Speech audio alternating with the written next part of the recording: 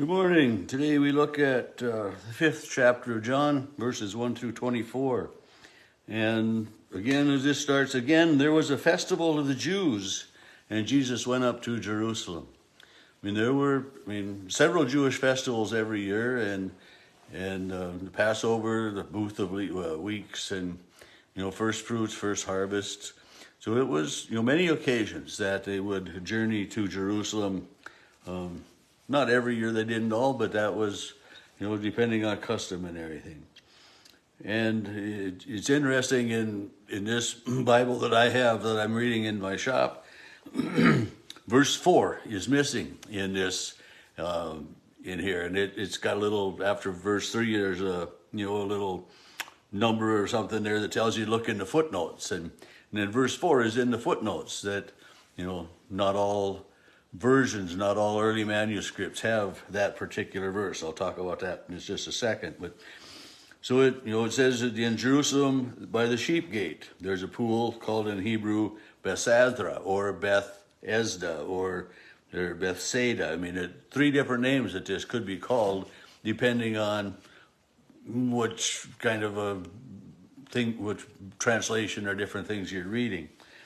And this pool was occasionally stirred by, today it's believed that there was an intermittent underground stream that when, there'd be enough rain someplace that, there would be an underground stream, that the water would move. And in recent excavations, there's been found this area in this part of Jerusalem where there is an area that there would be 5 separate porticos or bath areas that way. So there's, recent excavations have somewhat proven this, but, so that the lame and the blind and the paralyzed, anybody that needed healing would be there, so that if they were the first one into the water when the water was stirred, they would be healed. And so that's kind of, verse 3 says, many invalids lay there, blind, lame, and paralyzed. And then verse 5, a man who had been ill for 38 years was there. And, this is a tremendous long time. But verse 4, which isn't printed in my Bible, but in my footnotes, is that an angel of the Lord went down at certain times into the pool and stirred up the water. And then whoever stepped in first after the stirring of the water was made well of whatever disease the person had.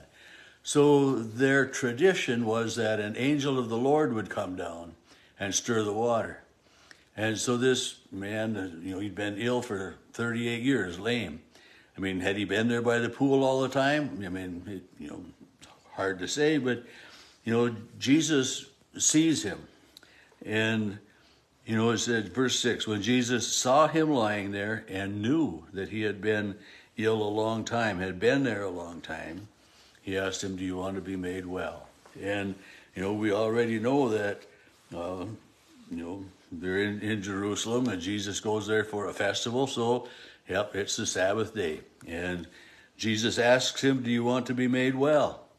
And rather than say yes or no, the man simply states, I've got nobody to help me get into the pool when the water is stirred, so somebody always beats me. And Jesus simply then says to him, stand up and walk.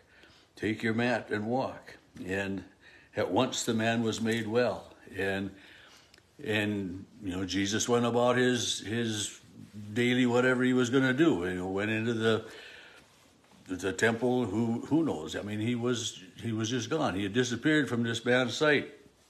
And people see this man carrying his mat. The Jews, the religious leaders, he's carrying his mat, and that's working on the Sabbath. Can't do that, so he gets into trouble. And he says, well, this guy told me to stand up, take my mat, and walk. And well, who was it? And he didn't know. But later, Jesus sees him and talks to him, and then the man, he asks or whatever, he finds out, but then he knows where Jesus is, and he goes and he tells then the religious leaders, it was him, it was Jesus. And John writes then that the Jews, therefore, then after that started persecuting Jesus because he was working on the Sabbath and talking to him. I'm sure they went and talked to him and says, what you're doing is wrong. And so then Jesus in his reply says, my Father is working and I am working. And so they understood that as Jesus said that, my Father is working, talking about God. And, if somebody calls God your Father, if you're the Son of God, can't be, blasphemy.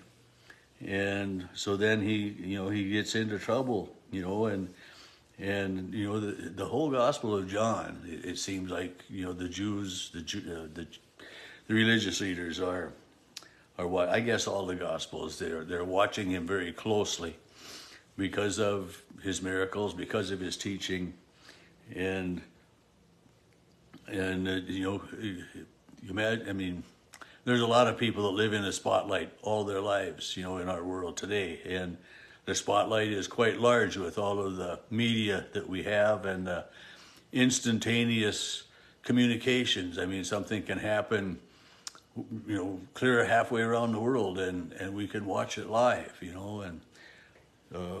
but anyway, in Jesus' day, they could see it and report it and talk about it, but they didn't have the TV and the computer coverage and everything that we've got today. But yet, word of Jesus spread, and the religious leaders in all of the communities were watching Jesus very carefully.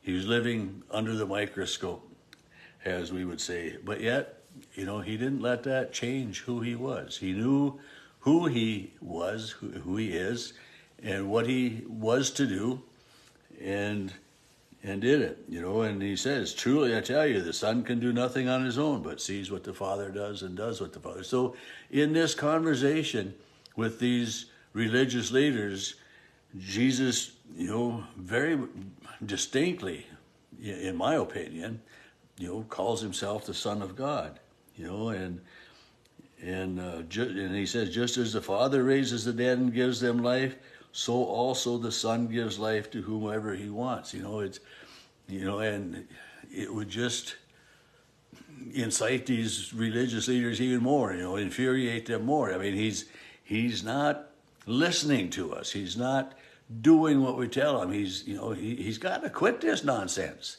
But Jesus knows who he is and what he's supposed to do.